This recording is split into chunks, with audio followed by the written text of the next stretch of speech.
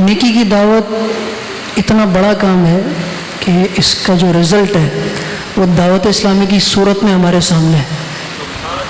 دعوت اسلامی نیکی کی دعوت ہی ہے، اور یہ اتنا بڑا جو نیٹ ورک یہاں پاکستان کے تمام شہروں میں، پھر پاکستان سے باہر نکل کے دیگر ممالک میں پھیلا. ہم خود دیکھ کر آئے الحمدللہ کہ ڈفرینٹ کنٹریز میں بھی نہ صرف عوام کے اندر بلکہ جو بڑی شخصیات ہیں، جو پریزیڈنٹس ہیں وہاں پر بھی جا کے دعوت اسلامی کے وفد ان کو نیکی کی دعوت دیتے ہیں. میں بھی ایک بار افریقہ میں مدنی قافلے میں تھا، تو مفتی عبدالنبی حمیدی صاحب رحمۃ اللہ تعالیٰ علیہ، انہوں نے انگلش ٹرانسلیشن بھی کی ہے کنز الایمان کی. اعلیٰ حضرت کا جو ترجمہ ہے قرآن پاک کا کنز الایمان، اس کی انگلش ٹرانسلیشن کی انہوں نے. ساؤتھ افریقہ میں ہوا کرتے تھے، ابھی ریسنٹلی ان کا انتقال ہوا تھا. ان کے ساتھ ہم الحمدللہ نیکی کی دعوت دینے کے لیے ایک پریزیڈنٹ کے پاس گئے تھے، ایکس پریزیڈنٹ تھا وہ. تو اللہ کی رحمت سے نیکی کی دعوت کا سلسلہ نیچے سے لے کے اوپر تک جاری ہے اللہ کی رحمت سے. اللہ پاک قبول فرمائے. نیکی کی دعوت کے سلسلے میں ایک روایت عرض کرتا ہوں. ایک بار حضرت موسیٰ علیہ السلام نے اللہ پاک کی بارگاہ میں عرض کی، یا اللہ تیرا کوئی بندہ اگر اپنے بھائی کو نیکی کی دعوت دیتا ہے تو اس کی جزا کیا ہے؟ اپنے بھائی کو اگر نیکی کی دعوت دے تو اس کی جزا کیا ہے؟ تو اللہ پاک نے ارشاد فرمایا، اے موسیٰ میں اسے ہر کلمے کے بدلے 1 سال کی عبادت کا ثواب عطا فرماتا ہوں. ابھی آپ دیکھیں انشاءاللہ ہم اگر نیکی کی دعوت دیں گے، اچھی نیت کے ساتھ نکلیں گے یہاں سے اور نیکی کی دعوت دیں گے، اللہ کی رحمت سے امید رکھیں گے کہ اللہ پاک ہر کلمے کے بدلے ہمیں 1 سال کی عبادت کا ثواب عطا فرمائے گا.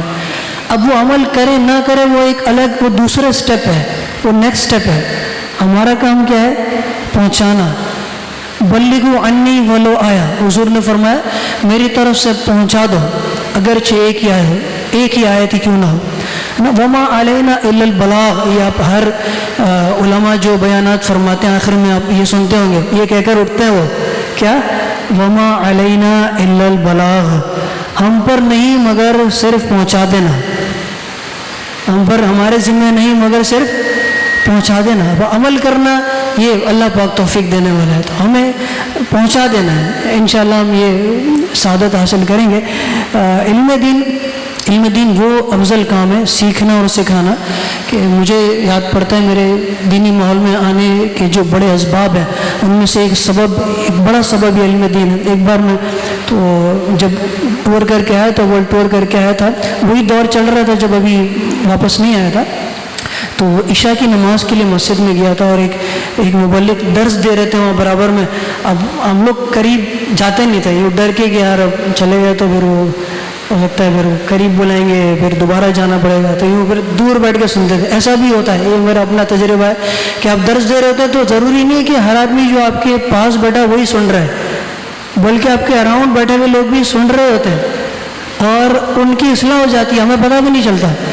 ہم نے درس دیا، وہ وہاں کونے پہ بیٹھ کر ایک آدمی سن رہا تھا اور وہ قرآن و سنت کی راہ پر آ گیا اور ہمیں پتہ بھی نہیں.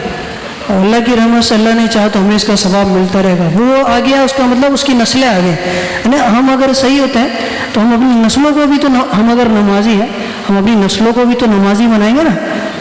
ایسا تو نہیں کہ ہم اگر نماز پڑھتے ہیں اپنے بچوں کی ہمیں پرواہ نہیں ہے، ہم صرف یہ سوچیں کہ یار ہمیں جنت میں جانا ہے، بچے بھلے ہمارے کہیں بھی جائیں. ایسا نہیں.